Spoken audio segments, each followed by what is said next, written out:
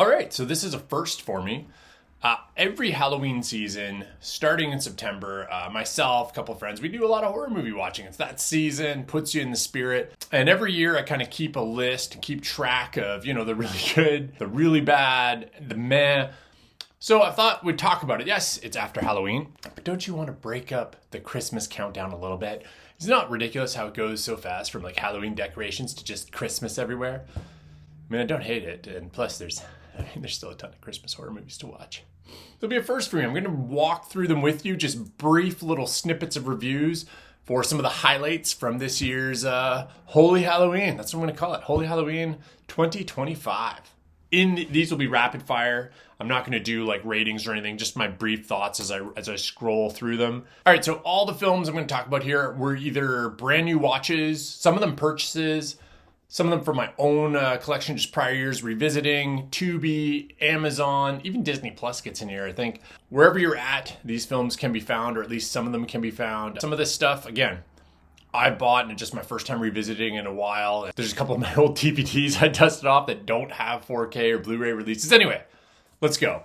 So start things off with the original 1980s Toolbox Murders, which is kind of a weird movie because it's a really fun slasher for a chunk. Grindhouse style, just dudes showing up in a mask, often people left, right, and center, attractive women hitting the floor with various toolbox utensils, various toolbox tools.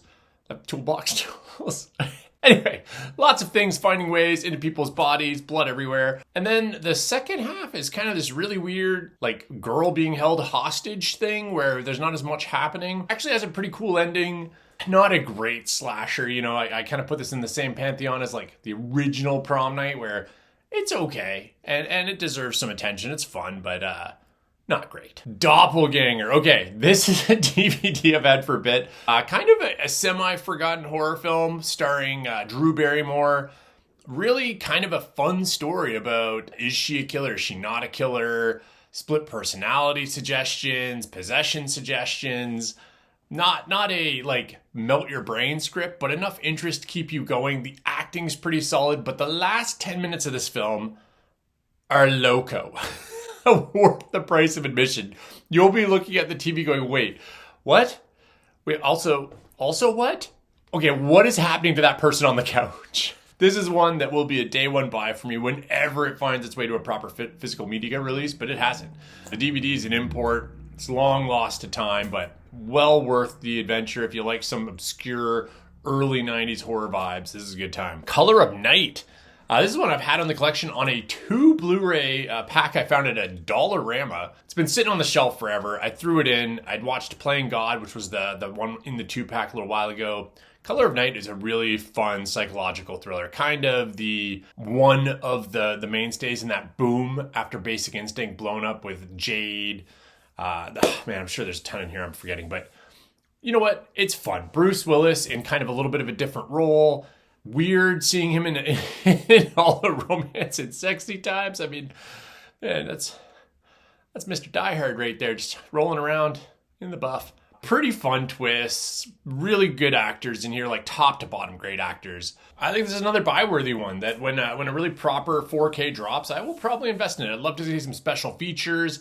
I'd love to hear from the cast on this film because it must have cost like a pretty penny to make this movie, and I don't think they made their money back. But I had a good start, okay? It goes dark, I promise. There's some rough ones here, but Sorority House Massacre 2. This is a great time. One of the, when you think 80s slasher and you think, young people running around and finding every corner of a house and or yard and or teepee, I think, on the front of the yard, which is odd, to have sex in or around or on.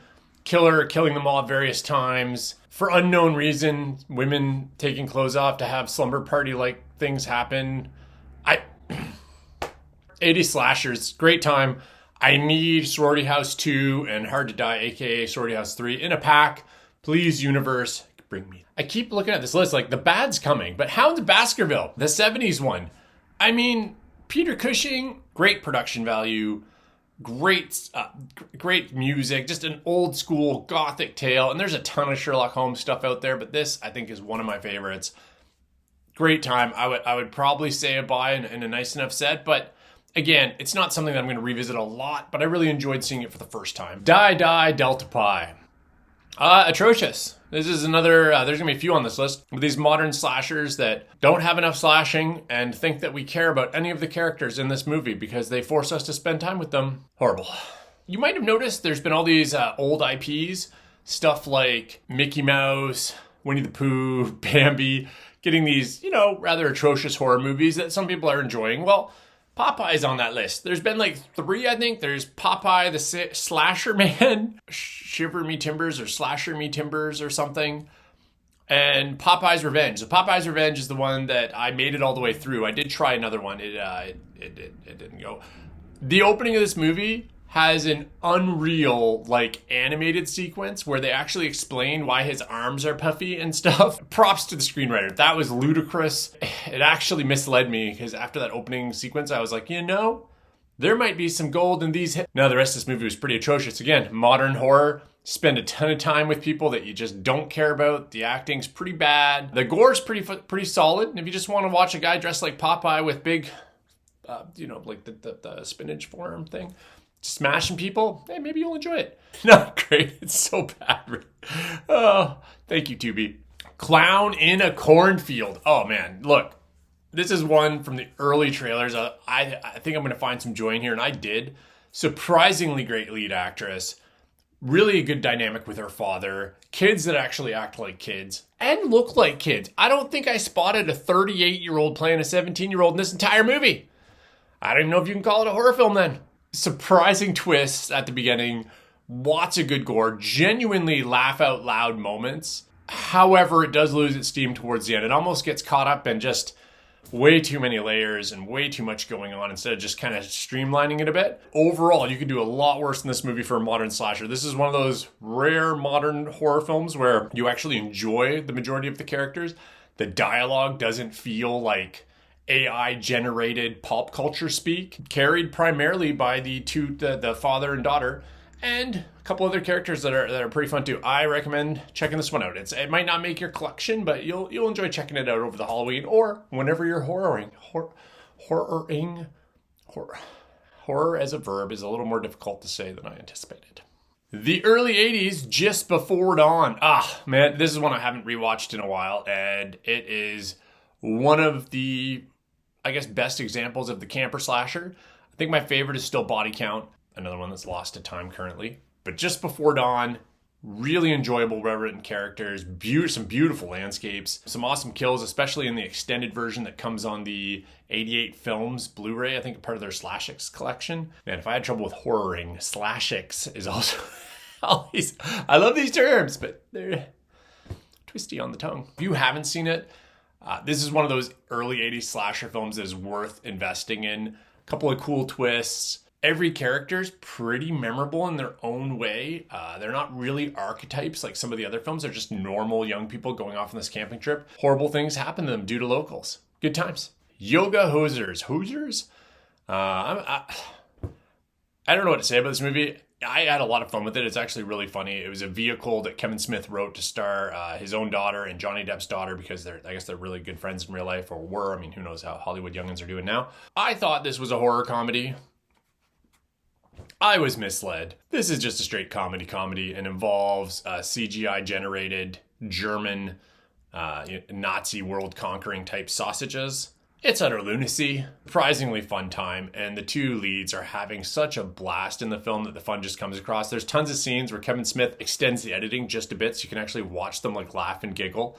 And I thought that was a really cool call. I think it adds that levity to the film where you just tell it's just a project that everybody involved is having a great time, and a couple of cool cameos pop up. I'm not going to name drop Johnny Depp. I'll always know what you did last summer. The third part of the I'll know what you did last summer.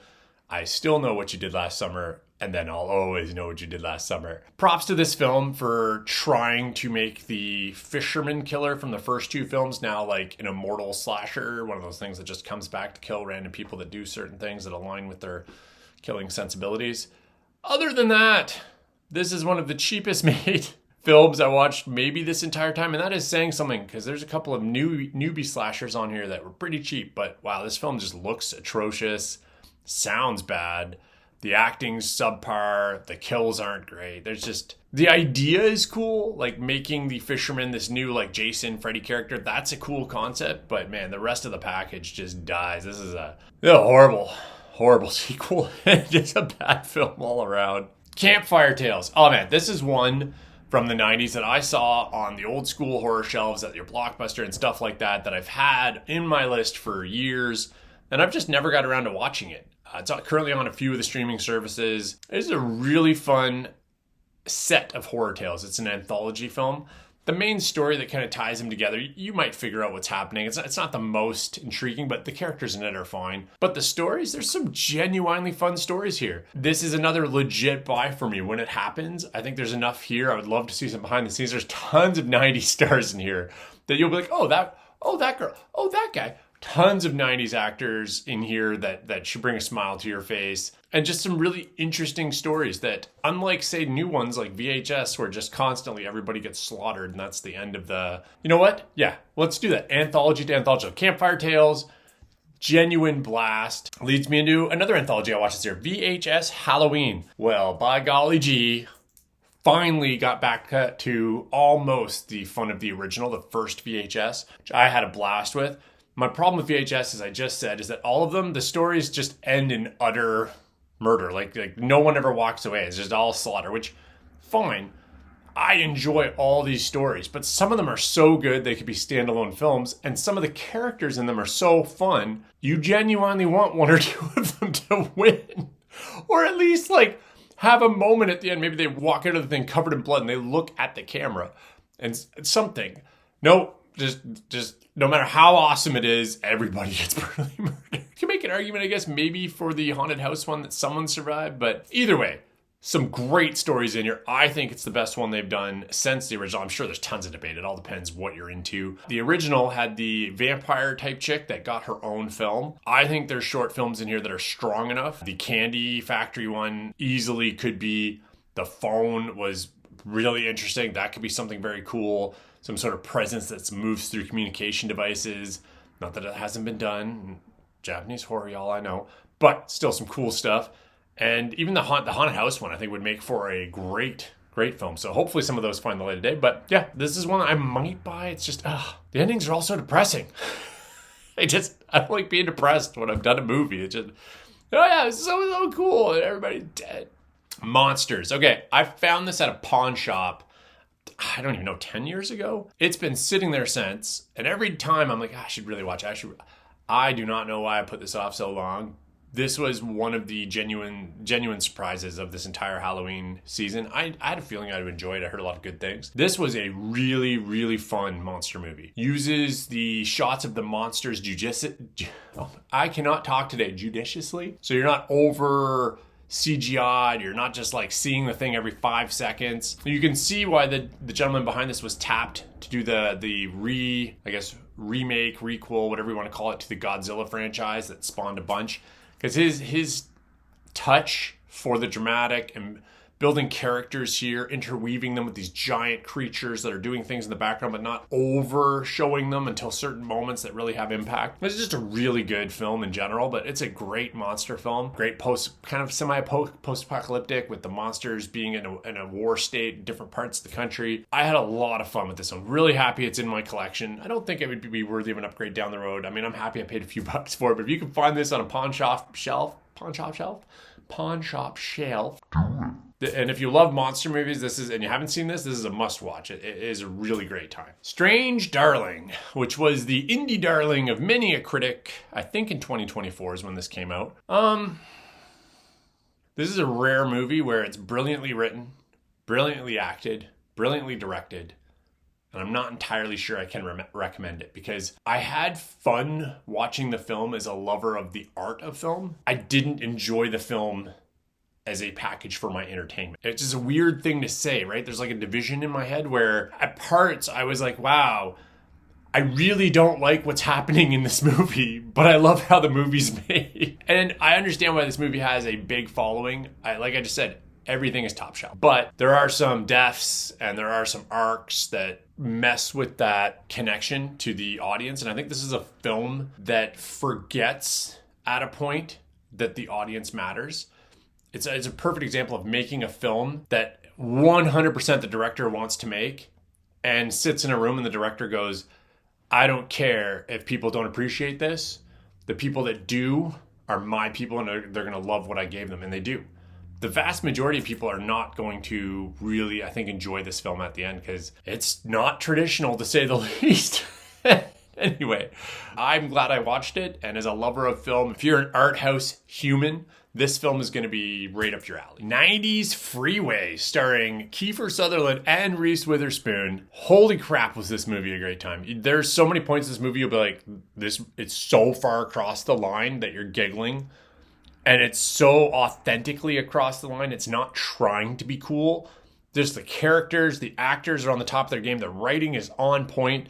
The violence is insane, and it never compromises the characters. They stay who they are the whole time, so you can stay on the ride with them. One of my favorites of this holiday season, or holiday? It's not a holiday. It's my holiday. One of my favorite finds, something I've been wanting to watch for years and just never got around to it. This is one I'll be adding to the collection on 4K. Vinegar Syndrome has a great release of it that I'll track down. Reese Witherspoon is fire in this movie. You see her romantic comedies and stuff when she blew up. I wish there was more roles like this for her because she is ferocious in this film, and it's amazing to watch. The new Terror Train. Yeah, they remade Terror Train. There's actually two, Terror Train 1 and 2. Did you know? No, neither did I. They're on Prime. I'll give it props for sticking to the original pretty closely, actually. Almost beat for beat at points. But there is some atrocious CGI in this film, like the blood. There's even a CGI outdoor shot of a train. How much did it cost you to create a CGI shot of a train? It has to be more than it would have cost to put an actual camera on a drone and just shot a train going into a tunnel. I don't understand. The acting is genuinely bad in this film. The camera work, it's just so cheaply made. One of the things with these new films is because they're all shooting on digital and whatnot, they just have this really like you shot it with your phone feel that the old films that were cheap, I mean, they were still shooting them on film. They were still shooting them on these big cameras. They still have a finish to them that makes them feel more expensive than they were compared to these new ones, which are probably costing more than these old 80s and 70s ones did, or even 90s. But they just look so much cheaper. In this film, man, if you're a diehard of the original, I think you'll probably enjoy how much they tried to pay homage and stick to the original story. And maybe you can look past some of it, but it's not. Laid to Rest. All right, this is one I've been wanting to rewatch for a while. I've had it in the collection. I've got to say, rewatching it, I did not enjoy it as much. This is actually another one of those like modern type films where you have this really explosive opening, and then there's just this long period that you're spending with characters that you don't necessarily care about. Some good actors in here, even a couple like late 90s, early 2000s actors that weren't big yet pop up at different points. Some genuinely fun kills, pretty good ending. You can do far worse for a modern slasher or 2000s slasher. But it's pretty cheap. There is a point in the middle of the movie where it's like 30 minutes or something, or 35 minutes without anything happening, and it's just kind of like them moving place to place and trying to figure out what to do. There's some great gore in here, and like I said, the end is actually pretty interesting. It's not great, and made even worse by the sequel, which just ignores that the main character. Spoiler alert. I don't even have to. Do I have to do that? Anyway, look, there's a character whose head gets melted in this, who just pops up alive. Melted, as in full Wicked Witch mode. Just pops up in the next movie alive. Bride of Reanimator. Arguably my favorite Reanimator. I know a lot of people will go to the original, but I actually love the energy of part 2. They've had the characters established. It just goes full on into the insanity. Some unbelievable practical makeup in here. You still have the great music. You still have Jeffrey Combs absolutely knocking it out of the park. This time with some really fun character actors getting in on the action. A standout being the cop that chews scenery trying to track down this person stealing body parts. One of the best. It's actually a 90s horror movie. I didn't know that. Brian Yuzna, I mean, he's a legend in the horror circles, and he crushes it with this film. Nosferatu. I actually bought the 4K steelbook of this. I hadn't watched it yet. I have to say, I really did love this film. The art of film is just unbelievable here. Lighting, camera work, acting. However, my friend warned me, Count Orloff's, I think that's how you pronounce it, his voice, how he speaks, is actually really not great, and it's not great. It kind of reminds me of Tom Hardy in Dark Knight Returns, where a lot of people were having problems like fully understanding him and they had to like adjust his voice. Has a little bit of that here where it's just like, why go that far? And I'm sure this guy, he's a great actor. He probably did like dialect coach of that period of time and the aristocratic factions and all this stuff, but it just comes across very awkward. And then the end of this film, I love the premise, but how it's delivered, it kind of leaves you doing one of these. Wait, he what died? Well, how was it? Son? Did sex kill him? What is what is happening? It's very awkward. The whole film is a slow burn, and then the end is like credits. But overall, a really fun horror film, especially like in that classic gothic sense. Definitely makes me curious to see what that director does with the werewolf film he's working on now, and if they interweave them somehow into some sort of dark monsters universe. I mean, it's only failed twice recently. Why not go for 3, baby? Nightmare on Elm Street, the remake. I haven't watched this movie since I saw it in theater. Again, had the Blu-ray. I picked it up at a pawn shop, Lord knows when, for like a couple of bucks. There is one giant part of this movie to like, which is they get back to Freddy Krueger being an actual monster. You know, they really dig into his history, what brings him to the point that the families in that neighborhood kill him, and him becoming this force within the dreams of these children that he injured. And I love that aspect of it. The actor playing Freddy Krueger does a really good job too. Everything else about this film is rough. Oh, actually, the micronap thing about how they stay awake so long that their brain starts dreaming while they're awake, that makes for some really cool visuals. But the guy that directed this film, as far as I can tell, only music videos, did this, never did another film. The actors in this movie, there's some that are like pushing 35 that are playing 17, 18, and it shows. They also do a really weird thing where Nancy, who's obviously the star of the Nightmare on Elm Street franchise, having been in 1, 3, and then New Nightmare, is relegated to a secondary character for the first like 30 minutes of the film. They also do you know what they do, like a reimagining of the girl being dragged across the ceiling, which probably encapsulates the whole film, where it's so over the top and goofily shot, and sound effects. There's a part where she rolls across and you hear like boom, and it almost sounds cartoony, and you end up laughing at what should be a really gory, you know, frightening scene. Badly shot, over the top acting. Has one of my, so I watched this film, and as soon as the mom walks into the room, at one point they got the files on the floor and the kids are trying to figure things out. Well, kids, I mean, young adult teenagers. She walks into the room and she goes, "What are you doing? What are you doing?" It's so funny because she walked in the room and the line was gone. And as soon as she walked in the room, before she spoke, I was like, oh my God, it's the worst line ever. And then it happened, and it really is like the worst. There's great actors in this film, but they're all horrible. I don't know. Like, just, they're all horrible. It's not a great movie, but if you're a diehard Freddy fan, like I said, the story aspect, the backstory for Freddy is great. Some genuine creepiness to it, but everything else is just so, and it's also really weirdly shot. Watching it now on the Blu-ray, I don't know if it's just a Blu-ray thing, but the contrast between light and dark is really off in this film. Reminds me a little bit of Alien vs. Predator Requiem, where it was just so dark the whole film. The new Slumber Party Massacre. Yet another remake on this list. This film had its moments. There's a couple of little twisty conversation parts that got a chuckle. There's a couple of good kills, but overall, this is a horrible, like, I don't say horrible. It's not as bad as some of the other ones. It's not as bad as Popeye's Revenge. There's definitely effort, and the quality of the film being shot and everything, and cinematography and all that look good. But whoever thought it was a good idea to sit down, remake one of the funnest slashers, funnest? Yeah, funnest, right? One of the most fun slashers from the 80s, and do this weird kind of anti-man, tongue-in-joke, like, the men are showering and getting naked instead of the women at the cottage, and the men are running and falling out the steps. And like, I get it. It's funny, and it can be funny. Witness like Dude Bro Party Massacre or something. You could have fun making fun of any male or female in film. Like, that can work. But the film shoves it in your face so much that some of the twists that are genuinely funny, you're almost like annoyed by that point, because it's just like so constant. There's also like just stupid things in this film that will live in my brain rent-free forever. Like, find who the killer is, you stab them, they lie on the ground, say something, and then you're like, oh golly, I didn't mean to stab you. She's only killed all your friends. There's also a part where somebody is shooting at the house, and it had to be intentional Like, they had to be trying to make this person look that dumb. It had to be, because they look up, they see the person shooting, they duck, bullets come, or I can't remember what they're shooting, but something comes through the window. Their friend's like, no, what are you doing? Don't put your head up. Her friend goes like this and then looks out the window again and gets shot through the eye. That's one sequence. So dumb. Just honestly stay away from this one. Watch the originals. Hell, watch Slumber Party Massacre 3, which is not great, but makes this movie, compare Slumber Party Massacre 3 to this film, and it looks like an Oscar contender. All right, we're going to finish with 2 hits and 1 dud. Perfume, Story of a Murderer.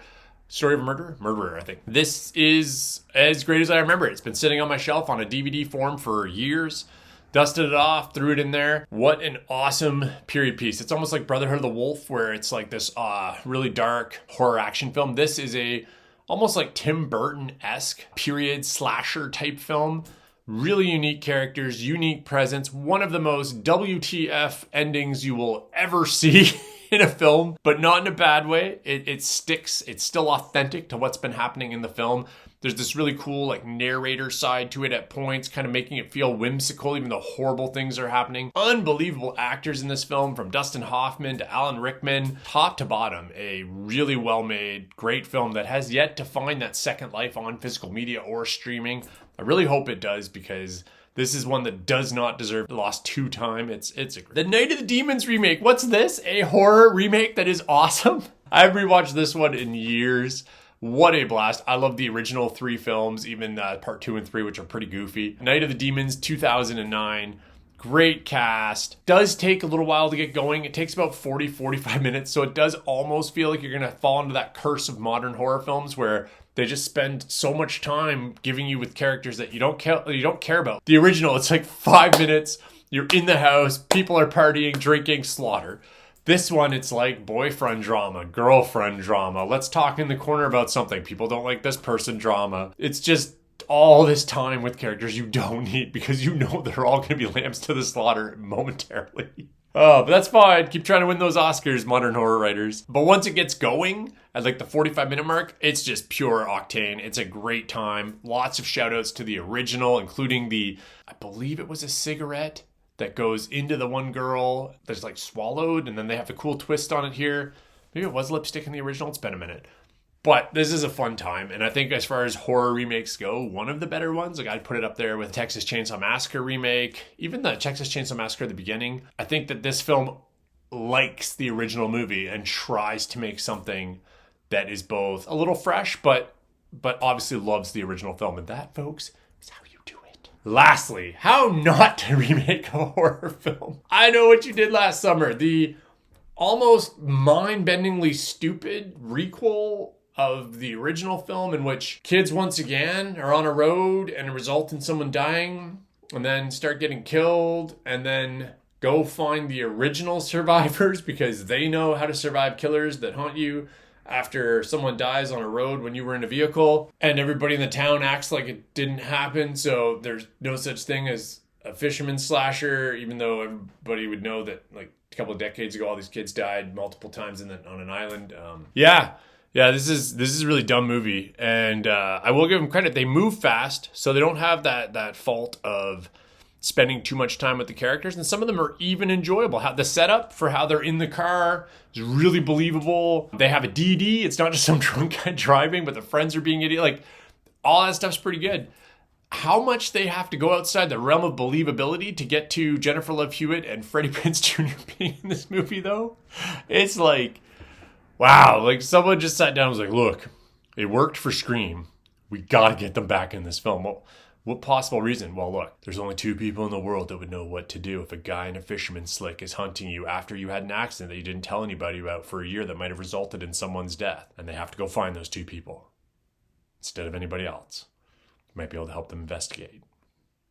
Listen, it was okay. And it was so dumb that I was kind of smiling. It's made really well, like sound, look of the film, and even most of the acting is not bad. Even if Jennifer Love Hewitt is as surprised to be needed in this plot as I was to know that she'd be needed in this plot. Like they kind of show up and she's like, "What? Why'd you come to me?" It's dumb fun, and if you've watched the Scream ones, you almost have to watch this one. It was a good way to finish it. I watched it on Halloween night. And I'm glad I did. It brought a smile to my face, but it is a dumb time. But hey, you could probably do worse to chomp some popcorn for an hour and a half.